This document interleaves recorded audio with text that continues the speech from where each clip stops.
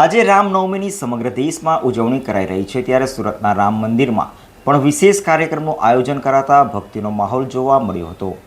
દેશભરમાં આજે ભગવાન શ્રી રામના જન્મોત્સવની ભક્તિભાવપૂર્વક ઉજવણી કરવામાં આવી રહી છે। સુરત શહેરમાં અને અનેક રામ મંદિરોમાં વિશેષ આયોજનો પણ કરાયા હતા, જેમાં અડાજણ સ્થિત રામજી મંદિરમાં ભવ્ય ઉજવણીનું આયોજન કરાયું હતું। વહેલી સવારથી જ મંદિરમાં હનુમાન ચાલીસાના અખંડ પાઠ શરૂ કરાયા હતા, જેમાં મોટી સંખ્યામાં ભક્તો જોડાયા હતા। બપોર 12 વાગ્યે પ્રભુ શ્રી રામના જન્મોત્સવની ધામધૂમથી ઉજવણી કરવામાં આવી હતી। ત્યારબાદ મહાપ્રસાદીનું પણ આયોજન કરાયું હતું। આ મંદિરની બાજુમાં જ આવેલું અનોખું મંત્ર મંદિર પણ ભક્તોને આકર્ષિત રહ્યું છે। અહીં ભગવાનની પ્રતિમાની જગ્યાએ તેમના પવિત્ર મંત્રોની પૂજા કરાય છે। વિશેષ વાત એ છે કે અત્યાર સુધીમાં ભક્તો દ્વારા લખાયેલ 1100 કરોડથી વધુના મંત્રો અહીં એકત્રિત કરાયા છે। શ્રદ્ધાળુઓ આ મંત્રોની પ્રદક્ષિણા કરી આધ્યાત્મિક શાંતિ અને ધન્યતા અનુભવે છે।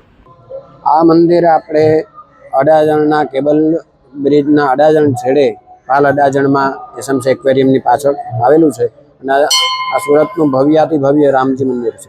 આ મંત્ર આને કહેવાય મંત્ર મંદિર, આ મંત્ર મંદિર છે અને આ મંદિરની બાજુમાં જ હમણાં બનાવવામાં આવેલું છે અને આ મંદિરની એવી ખાસિયત છે કે અહીંયા ભગવાનની મૂર્તિ નહીં, પ્રતિમા નહીં, પણ ભગવાનના નામની પૂજા થાય છે, એટલે મંત્રની પૂજા થાય છે। આપણે કહીએ ને કે રામ સે બડા રામ કા નામ, તો અહીંયા અમે ભગવાન રામના મંત્ર છે એની પૂજા કરવામાં આવે છે। તમે નિહાળી શકો છો, અહીંયા ભક્તો પણ ભગવાનની મંત્રની પ્રદક્ષિણા કરે છે।